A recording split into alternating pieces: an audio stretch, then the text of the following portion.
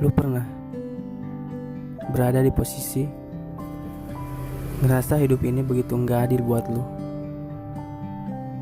Begitu banyak kesedihan menimpa lu secara bertubi-tubi. Mungkin sampai lu berpikiran ada keinginan untuk menyerah. Bre, sedih itu emang gak bisa dihilangin, tapi ikhlas bisa lu lakuin. Coba deh ikhlasin apapun yang udah masuk ke diari hidup lu.